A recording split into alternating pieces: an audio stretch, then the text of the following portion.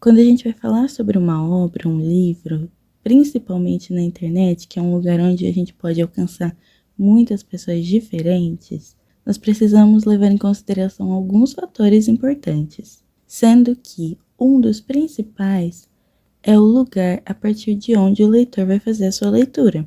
No vídeo de hoje eu vou comentar um pouco sobre o livro Dias Perfeitos e contar um pouco sobre as minhas impressões baseadas no lugar de onde eu fiz a minha leitura. Oi pessoal, meu nome é Bárbara, sejam bem-vindos ao canal Clube de Bolso. Não esquece de se inscrever, deixar um like e até um comentário, porque assim vocês ajudam esse canal a crescer. Confesso que eu fiquei com um pouco de receio de falar sobre Dias Perfeitos, porque nos últimos dias estava rolando algumas discussões em torno da história. Eu tentei ao máximo me esquivar de tudo que o pessoal estava falando para não ter a minha visão contaminada pelas opiniões do pessoal. Eu já conheci o autor, o Rafael Montes, por outras obras. Tanto O Vilarejo, de 2015, como Suicidas, de 2012, foram obras bastante interessantes para mim. Apesar de eu não considerar essas obras como extraordinárias, eu também não desgostava delas. Oh, galo. Meu Deus. Mas isso mudou com Dias Perfeitos. Para ser bem sincera, essa não foi uma leitura proveitosa para mim. O livro foi publicado em 2014 nessa edição da Companhia das Letras, mas voltou a ser assunto agora em 2025 com o lançamento da adaptação para a série pela Globoplay.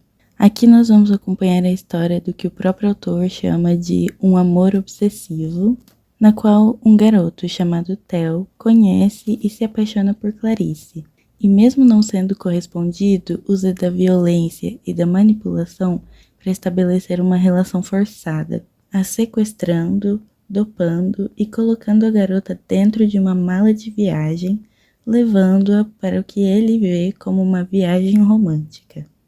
Tá, olha, para mim o problema mais acentuado desse livro é o ponto de vista.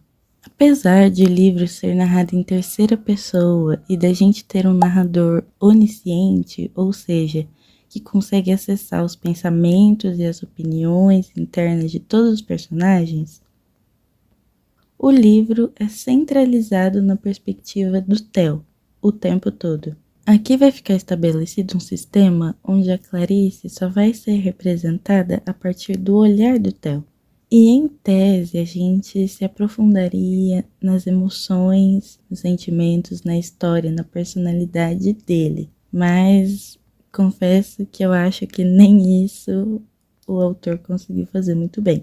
Por muitos momentos eu senti que eu estava sendo apenas uma mera observadora de atos de violência. Eu senti falta de um aperfeiçoamento da narrativa, de um aprofundamento, mas fiquei diversos momentos me perguntando o que é que precisava ser narrado nessa história. E fiquei muito feliz de ter chegado a esse pensamento, a essa questão, porque um teórico da literatura húngaro, o George Lukács, ele chegou numa pergunta bem parecida. Em seu texto Narrar ou Descrever, que eu vou deixar linkado na descrição para quem quiser saber um pouco mais, ele diz que não é a integridade da descrição objetiva que faz com que algo seja necessário na representação artística, mas sim a relação necessária entre os indivíduos representados com os objetos e acontecimentos nos quais os seus destinos se expressam.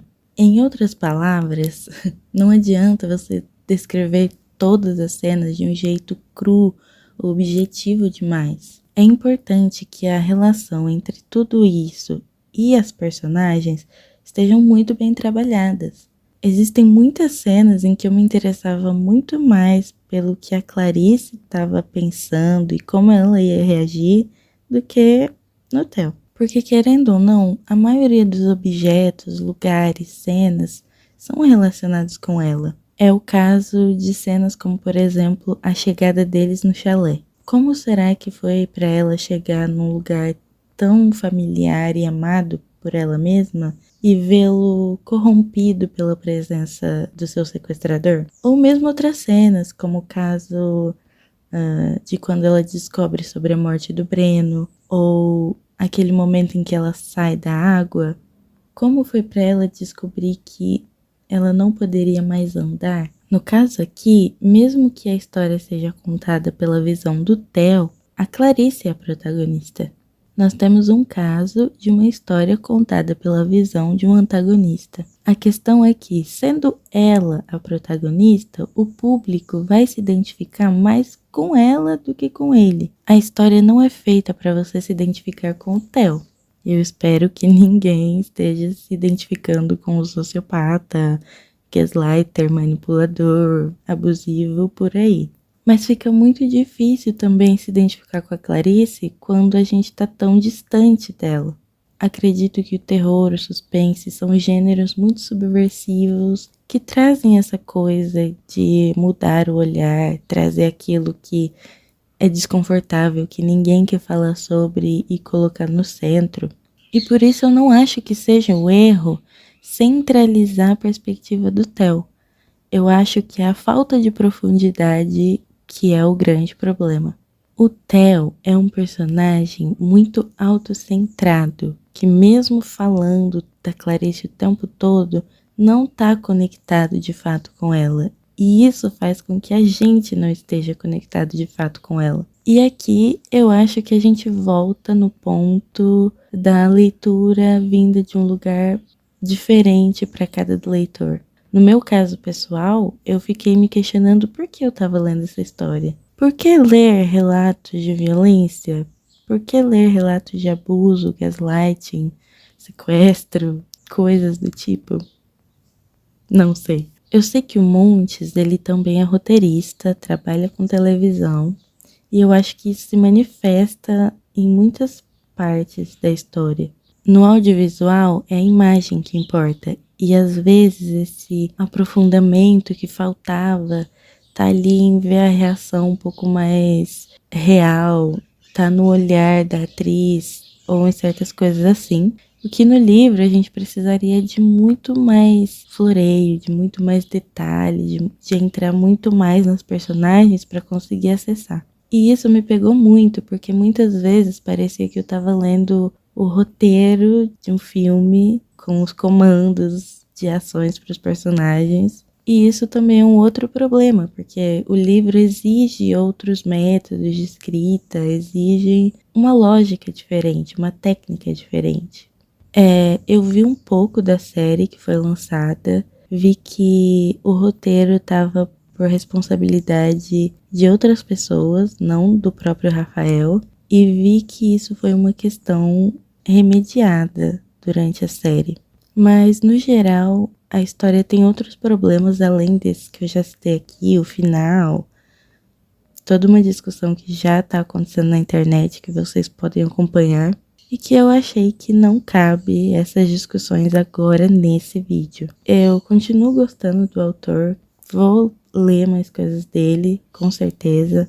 Quero ler algo mais atual, porque querendo ou não, Dias Perfeitos é um livro escrito há 10 anos atrás. E no mais eu fico por aqui, deixo uma nota de 2 estrelas para o livro e peço que vocês deixem nos comentários também qual foi a nota que vocês deram para essa leitura. Eu vou adorar ler as opiniões de vocês, mesmo que discordem de mim, não tem problema nenhum. E eu fico por aqui. Não se esqueçam de se inscrever no canal e curtir esse vídeo. Tchau!